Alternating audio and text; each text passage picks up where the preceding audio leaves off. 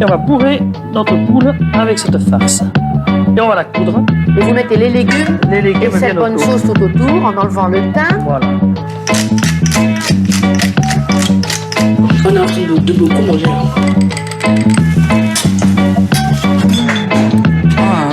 C'est bon. Saveur des quartiers. Mangez-moi, mangez-moi, mangez-moi. Mangez-moi, mangez-moi, mangez-moi. Bonjour à toutes et à tous, nous sommes ravis de vous retrouver pour cette nouvelle édition de Saveurs des quartiers. Moi c'est Eva et je suis avec l'équipe d'École Vert et de Petit Bleu Nord pour préparer cette émission. Et lors d'une précédente, nous avions évoqué la tarification sociale. C'est un mode de tarification qui permet à toutes et à tous d'accéder à un service, par exemple un repas, car le prix est ajusté en fonction des moyens de chacun. Ce mode de fonctionnement favorise un accès équitable à l'alimentation. Mais on pourrait aller encore plus loin. On pourrait imaginer un système à l'échelle nationale qui permette l'accès à toutes et à tous à une alimentation choisie et qui garantit un revenu juste pour celles et ceux qui la produisent. Et ce système-là, ça s'appelle la sécurité sociale de l'alimentation. Les différentes crises sociales ou climatiques ces derniers temps ont montré que le système alimentaire tel qu'il existe ne répond pas aux besoins en alimentation de la population en général. D'un côté, on a des paysans qui ont du mal à tirer un revenu de leur activité. De l'autre, de plus en plus de personnes sont dans la précarité alimentaire. On constate que le droit à l'alimentation n'est absolument pas respecté. Pourtant, il existe depuis 1948. Ce droit à l'alimentation, ce n'est pas le droit à être nourri, c'est le droit d'avoir une alimentation choisie, ce qui aujourd'hui n'est clairement pas le cas, puisque toutes ces personnes en précarité alimentaire doivent recourir à l'aide alimentaire. À la Conf, on travaille sur la proposition d'une 6e branche de la sécurité sociale, celle de l'alimentation, qui reposerait sur 3 piliers.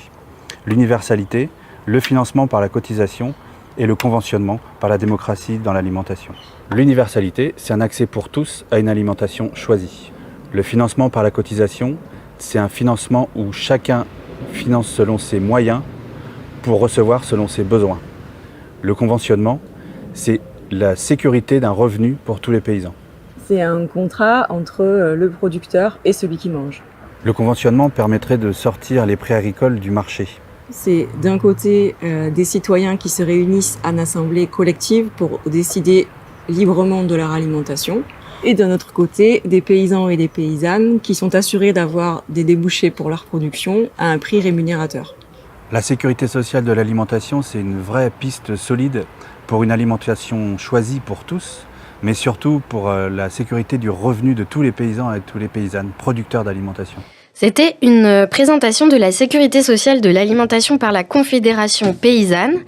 Alors, on vient d'entendre que celle-ci repose sur 3 piliers, l'universalité, le conventionnement organisé démocratiquement et le financement basé sur la cotisation sociale. Mais pour nous aider à comprendre tout ça, j'ai la chance de recevoir 2 membres du collectif SSA 35, donc Sécurité sociale de l'alimentation 35 Ille-et-Vilaine, Véronique et Daniel. Bonjour. Bonjour. Bonjour. Alors, Véronique, je vous voyais un petit peu osciller de la tête pendant qu'on passait l'extrait de la Confédération paysanne. Est-ce que vous souhaitez réagir ? Oui, la seule chose sur laquelle je souhaite réagir, bon, en fait, le projet a été bien décrit par les gens de la Conf. La seule chose sur laquelle je souhaitais intervenir, c'est conventionnement. C'est pas uniquement entre les citoyens, citoyennes et les producteurs, productrices, mais le conventionnement, ça peut aussi être avec certains magasins, et même des grandes surfaces. D'accord. À condition que les critères de la SSA soient respectés par eux. D'accord. Ce qui ne veut pas dire qu'on pourra tout acheter dans les supermarchés, mais uniquement les produits conventionnés. Mais on les retrouvera aussi dans les grands magasins. D'accord. Est-ce qu'on peut revenir du coup sur le projet global Là, la Confédération paysanne en les livre une manière d'en parler.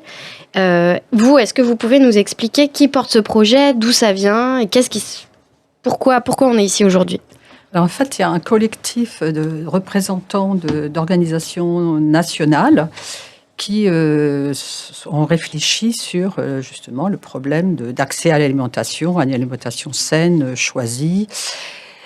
Ils ont cogité pendant un certain temps et ils sont arrivés à ce projet de sécurité sociale de l'alimentation.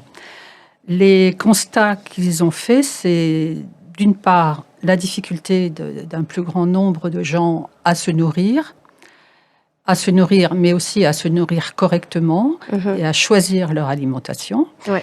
Le constat est que, en fait, pour beaucoup de familles, l'alimentation, c'est la variable d'ajustement. C'est-à-dire qu'ils ont un budget, et dans ce budget, il y a tout un tas de dépenses contraintes. Alors, le logement, l'électricité, le chauffage, l'Internet, enfin, un certain nombre de dépenses qu'on ne peut pas réduire. Obligatoire, essentiel. Obligatoire, voilà.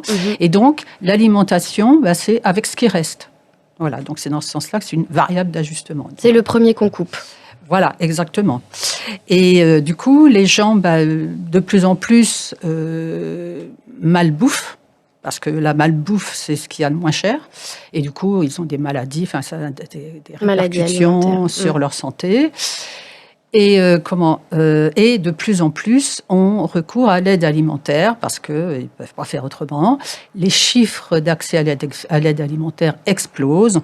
On était à 2 millions et quelques il y a une quinzaine d'années. Et là, on arrive vers les 10 millions. Et avec la situation actuelle, c'est des chiffres qui ont tendance à augmenter. Ce qui fait dans un pays de 67-68 millions un chiffre énorme. Et donc, c'est un vrai problème auquel il faut trouver une vraie solution.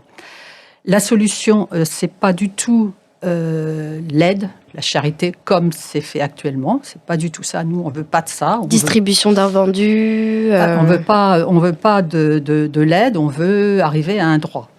Parce que l'aide alimentaire, c'est extrêmement violent. Déjà pour ce qu'on appelle les bénéficiaires, parce qu'ils doivent prouver qu'ils n'ont pas assez d'argent. Ils doivent aller au centre social pour. Ils doivent faire la queue tel jour à telle heure et ils ont ce qu'on leur donne, ce qui ne correspond pas forcément à leurs besoins, aux besoins de leur famille. S'ils ont des régimes alimentaires, ça ne correspond pas forcément. S'ils ont des convictions religieuses, ça ne correspond pas forcément. Donc on leur donne ce qu'il y a. Et les bénévoles, il faut savoir qu'il y a quand même plus de 200 000 bénévoles en France qui organisent l'aide alimentaire.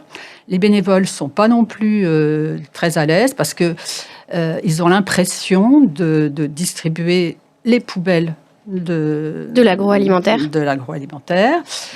Et puis, il faut savoir aussi qu'il y a une loi...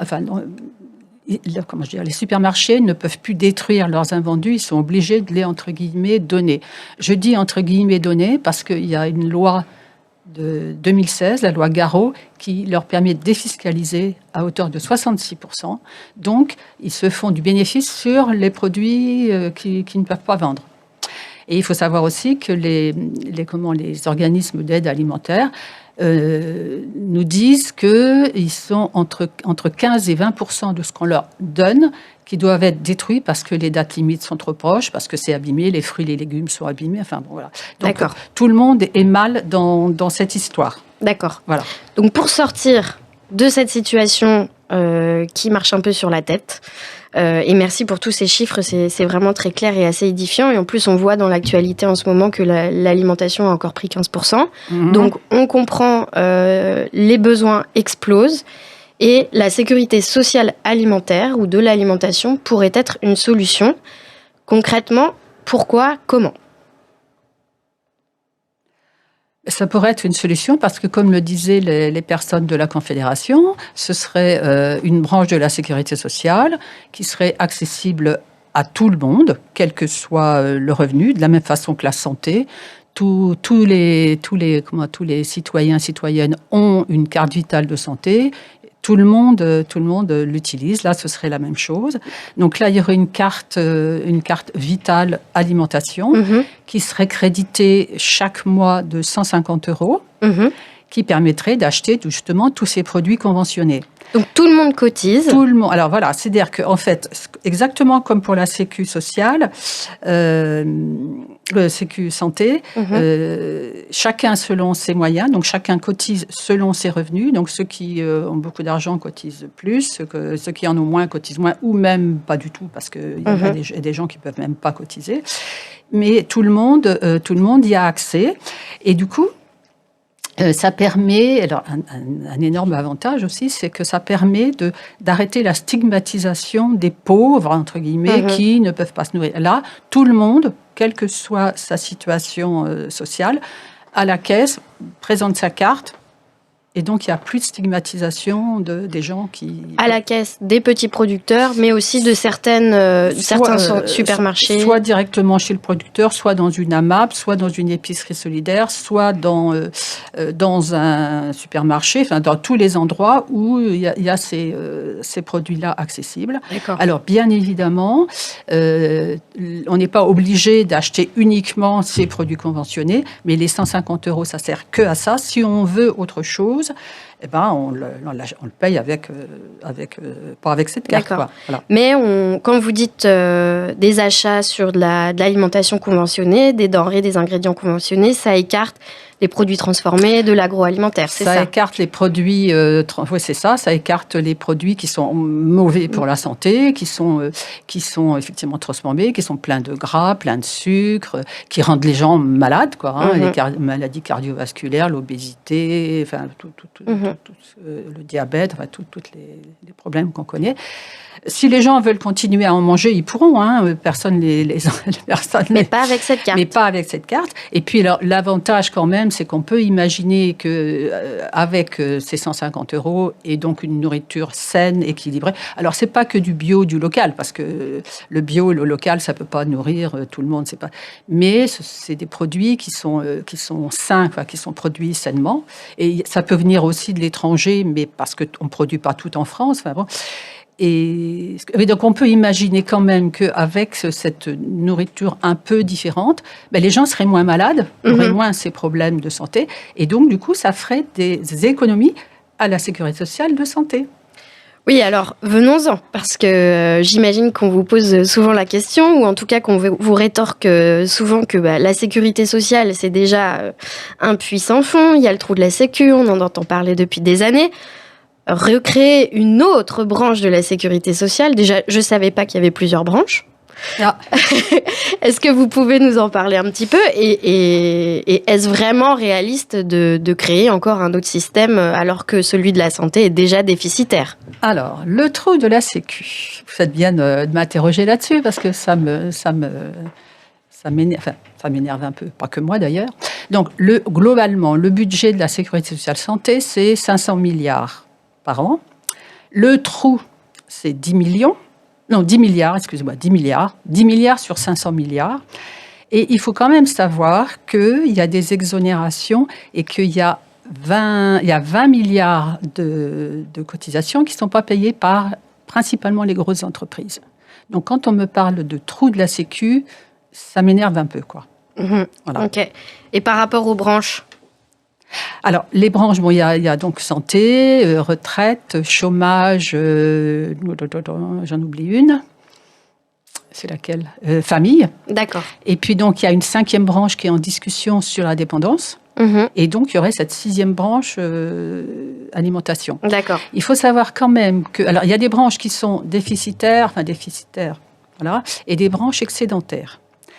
En 1945, quand le système a été mis en place, il y avait un système d'unicité, donc on va dire les branches s'équilibraient entre elles. Et ça, très rapidement, ça a été supprimé, comme beaucoup d'autres acquis de la sécurité sociale qui, au fur et à mesure du temps, a été complètement détricoté et on en est où on en est aujourd'hui, où il y a de moins en moins de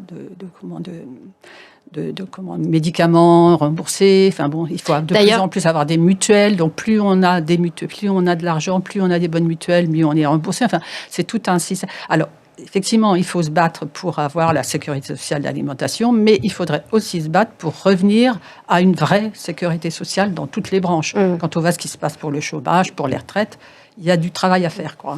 D'ailleurs, on pourrait regarder le film, le documentaire La Sociale, pour voir un peu l'historique de ce système-là. Exactement, oui. Et pour revenir... Juste, je peux compléter sur La Sociale? Bien sûr. Il est souvent projeté avec le collectif rennais Les Jours Heureux. D'accord. Donc, soyez attentifs à ça. Il y a souvent des projections avec des débats intéressants, justement. Eh bien, merci. Parfait. Moi, je me demandais où on en était aujourd'hui de ce projet-là. Parce qu'il est bien pensé, il est organisé, vous avez réfléchi au financement, au processus, etc. Mais concrètement, il y a des gens donc, qui portent ce projet-là. Est-ce qu'il y a déjà des villes en France qui le font ? On a entendu à Rennes, la ville de Rennes, proposer un projet de carte alimentaire durable qui serait peut-être testé dans le Blône. Est-ce que vous êtes en contact avec le plan alimentaire durable de Rennes et sinon, est-ce que vous connaissez des villes qui ont testé ce dispositif ? Alors, le plan alimentaire de Rennes est porté par Ludovic Brossard, donc qui est un élu, et on l'a rencontré, on a échangé avec lui, et on reste en contact, on reste attentif à ce qui se passe. Il y a quelques villes effectivement où il y a des expérimentations qui sont faites, en particulier Montpellier, mais il y en a d'autres. Ceci dit, toutes ces expérimentations de SSA, c'est pas le but de notre collectif. Notre collectif, son but, c'est qu'il y ait une loi qui soit votée par le Parlement pour une mise en place partout, en même temps, dans toute la France, de la SSA. En dehors de ces expérimentations qui sont intéressantes, parce que ça permet de résoudre... De démontrer les possibles. De démontrer les possibles, de résoudre un certain nombre de questions, donc c'est très bien. Il y a tout un tas, ce qu'on appelle des initiatives, tout un tas d'initiatives. Alors ça peut être des paniers, des épiceries solidaires, des AMAP, enfin toutes sortes des cantines. Des cantines. Comme on va faire au Blône. Comme vous allez faire au Blône. Enfin, toutes ces initiatives, d'abord, ça répond à un besoin immédiat parce que les gens, grâce à ça... Il y a un besoin. Les gens, grâce à ça, peuvent se nourrir plus correctement. Mais c'est des gens avec qui on est aussi en relation parce que, comme pour ce que je disais tout à l'heure, les mutuelles d'entreprises qui existaient, tout ça, ça a été intégré dans le système de sécurité sociale santé. Et donc, toutes ces initiatives, elles pourraient être intégrées aussi dans la SSA. Voilà. Et on a le projet très, très, très, très proche de contacter les grandes associations, organisations d'aide alimentaire, donc Secours Populaire, Secours Catholique, Restos du Cœur, Banque Alimentaire, tout ça, pour travailler tous ensemble, parce qu'il faut qu'on arrive à créer un rapport de force suffisant pour imposer ce projet-là au gouvernement. Voilà. D'accord. Et donc, je continue. Donc, on en parle de plus en plus. Il y a de plus en plus d'organisations, d'associations qui s'en emparent. Par exemple, à ATTAC, moi je fais partie d'ATTAC. ATTAC, on est en train de créer un réseau national de tous les comités locaux pour la SSA. Il y a la même chose par exemple à Emmaüs, on est en train d'en parler à ATD. Enfin, il y a de plus en plus de gens s'en emparent. Il y a Très aussi... Oui. Ouais. Alors maintenant, vous avez certainement remarqué, on en entend parler dans la radio, à la télévision, dans les journaux. De plus en plus, c'est une idée qui est en train de faire son chemin. C'est une idée qui a vraiment émergé et qui maintenant est devenue... je ne vais pas dire banal, non pas banal, est devenu à l'ordre du jour, quoi. Voilà. Eh bien super, on va faire une petite pause musicale et revenir un peu sur ce qui se passe plus précisément à Rennes avec le collectif et voir comment on peut s'impliquer.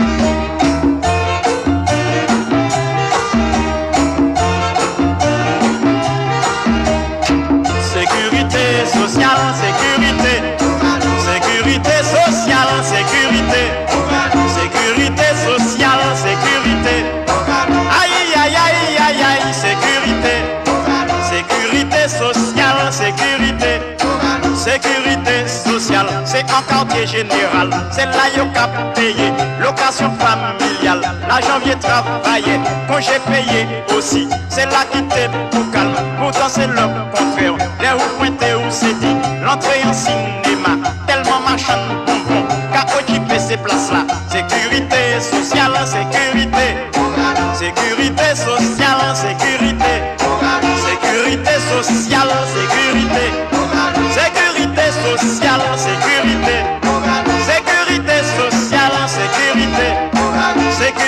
sociale, c'est ça qui dit bon dos. C'est le lieu de rendez-vous de tous les concubins. Prétexte des concubins, alibi femme maillée. Yo ka parti les matins, yo ka viré en 3 heures. Et puis yo ka déclaré, dossier yo t'est égaré. Alors que l'hôtel va croire, tout yo servi dossier. Sécurité sociale, sécurité.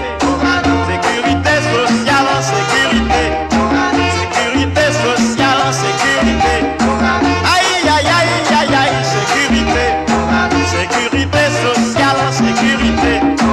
Et puis ça fait mignon, on doit rêver des voyeurs. Leur supposé en madame, que paraît quand il pour assise. Yo ka double doit tout vendre. Et puis jol yo grand ouvert. Né yo ka couler de l'eau, si yo ka même clairé. A force ça yo ka weya, na yo satisfaction. Sécurité sociale, sécurité. Sécurité sociale, sécurité. Aïe, aïe, aïe, aïe, aïe, sécurité. Oi, oi, oi, oi, oi, sécurité. Aïe, aïe, aïe, aïe, aïe, sécurité. Bougalou, bougalou. Bougalou, bougalou.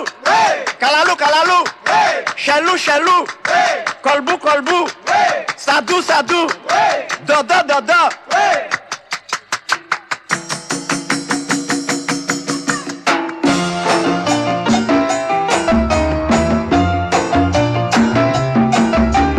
Oui, bébé, madame, oui.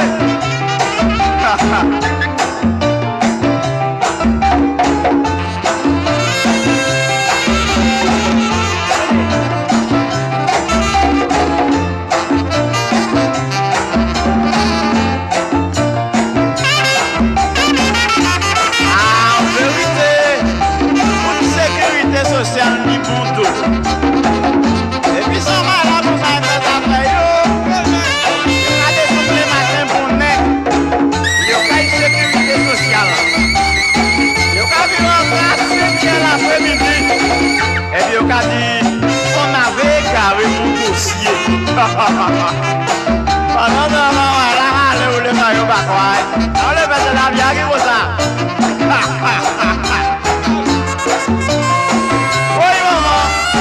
Sécurité sociale, sécurité. Sécurité sociale, sécurité. Aïe maman, si ta sécurité. Donc la solidarité sociale de l'alimentation, je suis avec Véronique et Daniel pour en discuter aujourd'hui. Et on vous entend, vos micros sont ouverts quand vous chuchotez. Donc on disait que c'était un système basé sur la solidarité.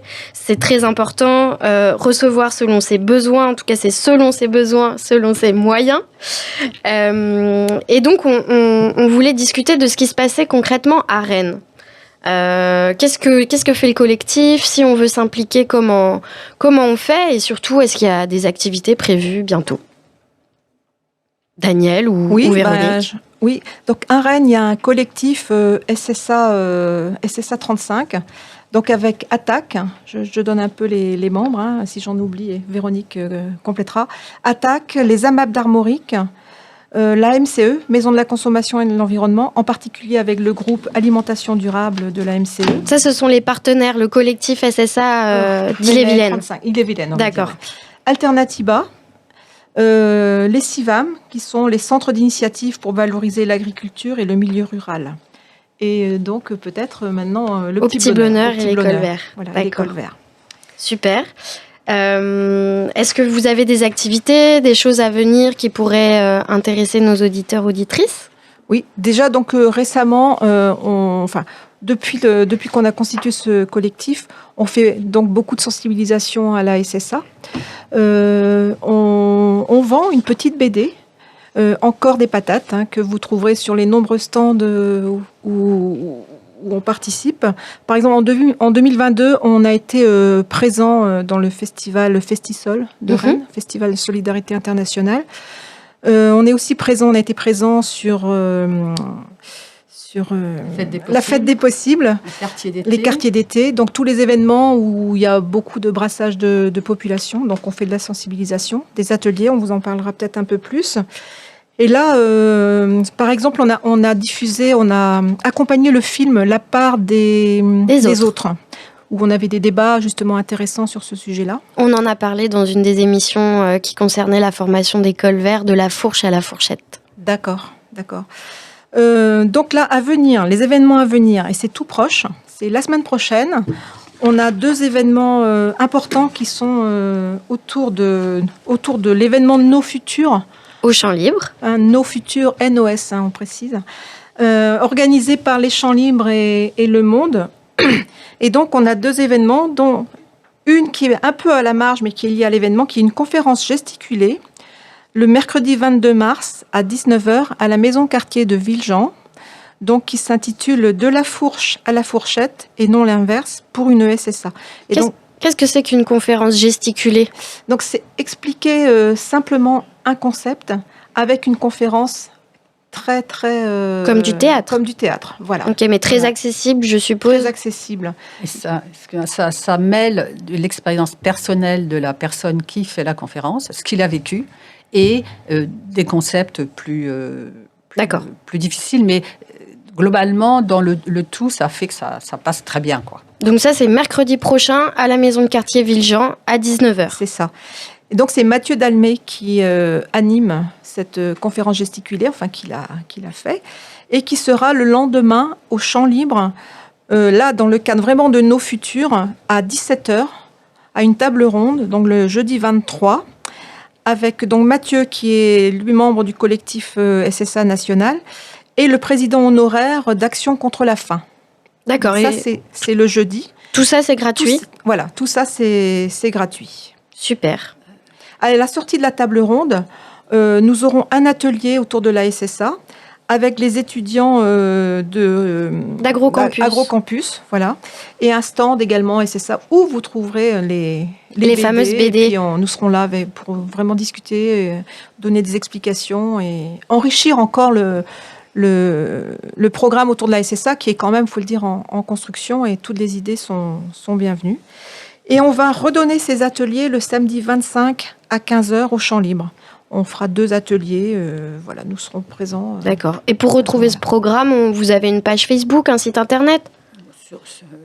Il suffit d'aller sur Nos Futurs des Champs Libres et tout y est. Tout sera là. Super. Merci beaucoup. Véronique, je crois que vous vouliez juste rajouter un petit mot pour la fin. Vous teniez à spécifier quelque chose que vous n'aviez pas dit tout à l'heure. Oui, en fait, donc, je voulais dire que le collectif SSA, il en existe un peu partout dans toute la France, mais là, je vais parler d'une autre. Donc, on a un travail d'information, de faire savoir, de diffusion du projet pour que le plus de gens s'en emparent. Mais on fait aussi un travail de plaidoyer auprès des élus. On va rencontrer les élus, donc les élus à tous les niveaux. Hein. Dès qu'on met la main sur un élu, on lui parle de ça pour les sensibiliser et les amener à penser qu'effectivement, c'est une bonne solution. Il y a une chose qui est importante à dire, c'est qu'il y a un Conseil national de l'alimentation qui conseille les différents ministères impliqués. Et dans le dernier rapport de ce Conseil, donc en octobre dernier, il a été question de la SSA comme une solution possible au problème de l'alimentation qu'on connaît actuellement en France. Mmh. Donc, ça fait son chemin petit à petit, mais voilà. Je voulais vous dire aussi, si vous voulez participer aux réunions du collectif, vous pouvez envoyer un mail. Alors, je vous donne... On le mettra dans la description de la radio. On ne va pas le dire à l'oral. D'accord. Okay. Collectif SSA 35, on le mettra d'accord. Très bien. En ligne. Voilà. Eh bien, écoutez, merci beaucoup à toutes les deux. J'espère merci de nous avoir invités. Voilà, nous on va rester en lien parce que comme on en parlait dans les précédentes émissions, Au Petit Blonheur et l'École Vert portent un projet de cantine solidaire au Blône avec un modèle de tarification sociale. Et bien sûr, vous serez invités peut-être à parler du projet de SSA et à distribuer des BD qui sont très très bien faites. Je les ai toutes, elles sont super accessibles. Moi, je les ai ramenées à tout le monde à Noël et ma mère, qui n'y croyait pas, à la fin, était convaincue. Donc, merci pour tout. Merci pour tout et merci à Quartier des Ondes, Alan, pour l'invitation et pour la technique. Et on se retrouve très bientôt pour parler du projet du Blône. À bientôt. Merci. Au revoir. Merci, au revoir.